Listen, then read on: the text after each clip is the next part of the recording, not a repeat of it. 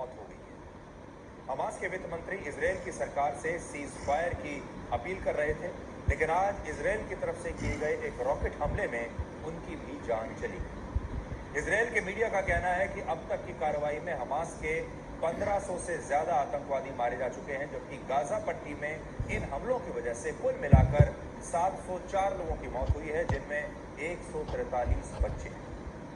Israel के प्रधानमंत्री Benjamin Netanyahu ने गाजा पट्टी में हमास के 500 से ज्यादा ठिकानों पर किए गए हवाई हमलों का आज खुद ही एक वीडियो जारी किया है और लिखा है कि इजरायल अपनी पूरी ताकत के साथ हमास के खिलाफ कार्रवाई कर रहा है।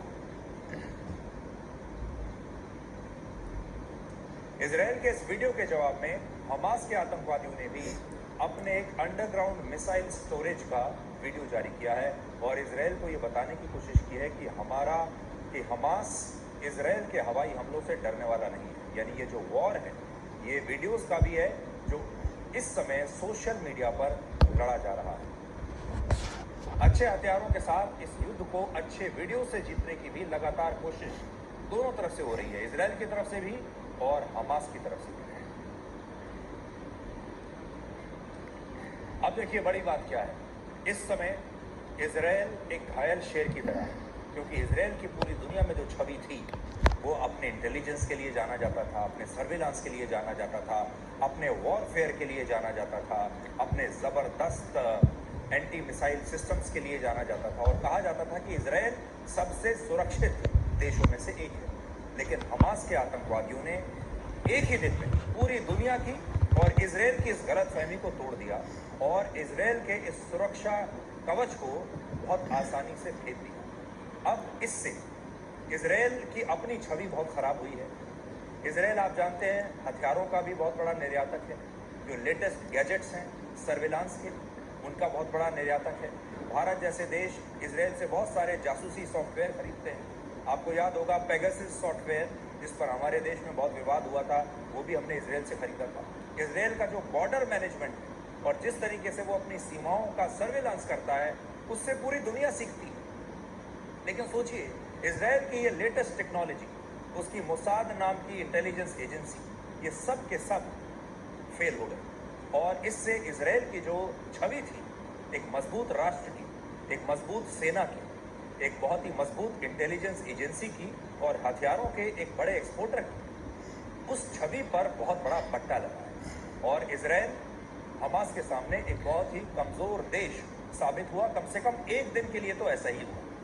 अब इजरायल के जो पूरी सरकार है, उनके जो प्रधानमंत्री हैं, वो ये चाहते हैं कि वो इस छवि से जल्दी बाहर निकले और इसीलिए आपने देखा होगा इजरायल के प्रधानमंत्री आज जो वीडियो ट्वीट कर रहे हैं, जो वीडियो पोस्ट कर रहे हैं नेतन्याहू, वो बर्बादी का वीडियो है, वो विनाश का वीडियो है और उसमें ये बताया गया है कि इजरायल के सैनिकों ने, इजरायल की सेना ने कैसे गाजा के ऊपर हमला किया है और कैसे गाजा को उन्होंने नष्ट कर दिया है।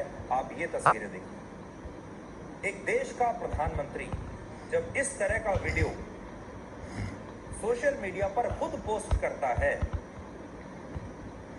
तो आप समझिए वो दुनिया को क्या बताने की कोशिश कर रहा है, क्योंकि ये वीडियो तो विनाश का है, ये वीडियो मौत का है, मृत्यु का है।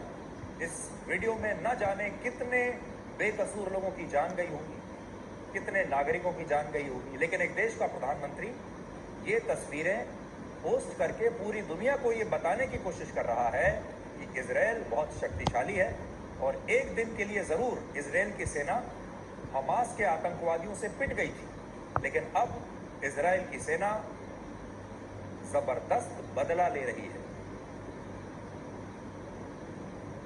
तो ये बताने की कोशिश हो रही है। दूसरी तरफ हमास के जो आतंकवादी हैं वो अपना वीडियो जारी कर रहे हैं और वो ये बताने की कोशिश कर रहे हैं कि वो भी छूटने वाले नहीं हैं। इसलिए आप ये कह सकते हैं कि ये असल में सोशल मीडिया का भी एक बहुत ज़बरदस्त युद्ध है, सोशल मीडिया का भी एक बहुत ज़बरदस्त वॉर है।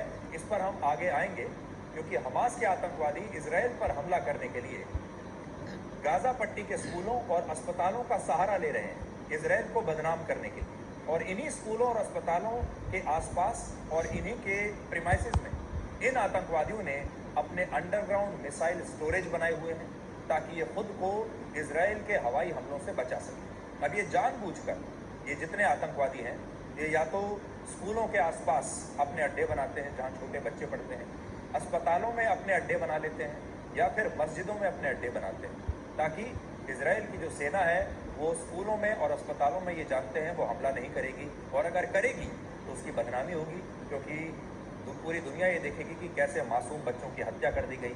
पूरी दुनिया ये देखेगी कि अस्पताल में जो बीमार लोग हैं उनकी भी हत्या कर दी गई। इजराइल पर इस समय संयुक्त राष्ट्र का भी काफ़ी दबाव है, जिसने कहा है कि इजराइल के हवाई हमलों की वजह से गाजा पट्टी में लगभग 2 लाख लोग विस्थापित हो गए।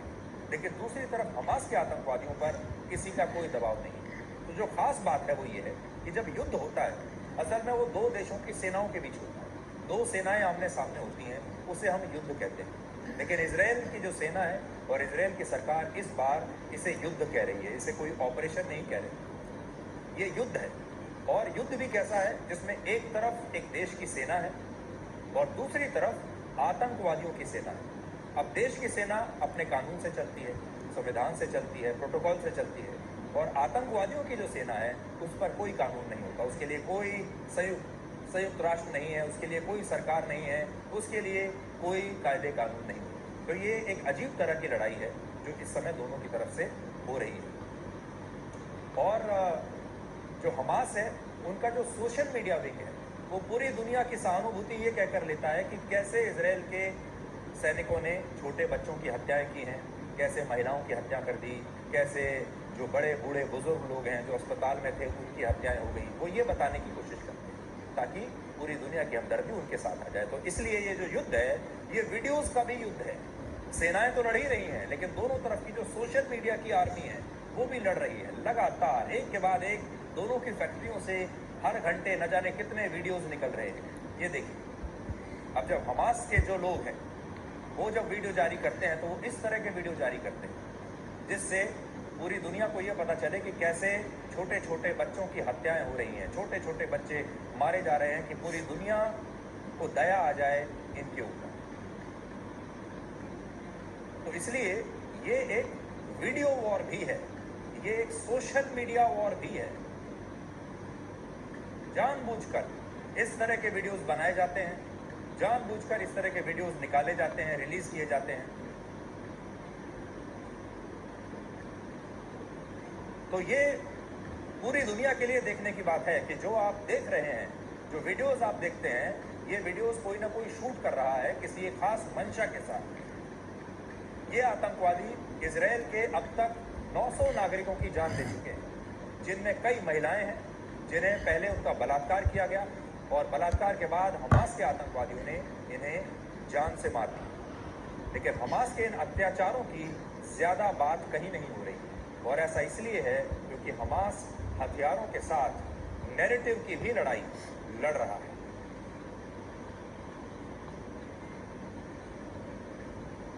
इजराइल ने गाजा पट्टी पर जो हमले किए हैं उनमें मारे गए और जख्मी हुए बच्चों और महिलाओं की तस्वीरें और उनके वीडियोस जारी करके हमास पूरी दुनिया में लोगों की हमदर्दी जुटाने की पूरी कोशिश कर रहा है। और ये सब तब हो रहा है जब हमास के यही आतंकवादी इन्हीं महिलाओं और बच्चों को, अब देखिए ये जो वीडियोस आप देख रहे हैं, इन्हीं को हमास के आतंकवादी इस्तेमाल कर रहे हैं। लेकिन बड़ी बात यह है कि यही आतंकवादी महिलाओं और बच्चों को अपने फायदे के लिए एक ह्यूमन शील्ड की तरह पहले इस्तेमाल करते हैं, यानी अपने आप को बचाने के लिए ये इन बच्चों को इस्तेमाल करते हैं, इन महिलाओं को इस्तेमाल करते हैं। और जब हमास के आतंकवादी इन्हीं बच्चों और महिलाओं के आंसू दिखाकर दुनिया को ये बताने की कोशिश करते हैं कि इजराइल कितना क्रूर है और वो कितने बेबस और लाचार है। अब बड़ी बात यह है कि ये लाचारी की बात नहीं है। हमास के आतंकवादी जब इन्हीं बच्चों को ह्यूमन शील्ड बनाने की कोशिश करते हैं, इन्हीं महिलाओं को ह्यूमन शील्ड बनाते हैं, यानी इन महिलाओं और बच्चों के पीछे क्रूर आतंकवादी छुप जाते हैं, और फिर उस लड़ाई में अगर ये बच्चे मारे जाते हैं तो इसका दोष किसे दिया जाना चाहिए? कहीं ना कहीं तो ये जो आतंकवादी हैं हमास के, ये भी इसके दोषी हैं, क्योंकि उन्हें इस लड़ाई में बच्चों के पीछे छिपने की आवश्यकता नहीं है, उन्हें महिलाओं के पीछे छिपकर वार करने की आवश्यकता नहीं है, उन्हें अपने बचाव के लिए इन महिलाओं को सामने लाने की कोई ज़रूरत नहीं है। अगर वो धर्म के नाम पर ये लड़ाई लड़ रहे हैं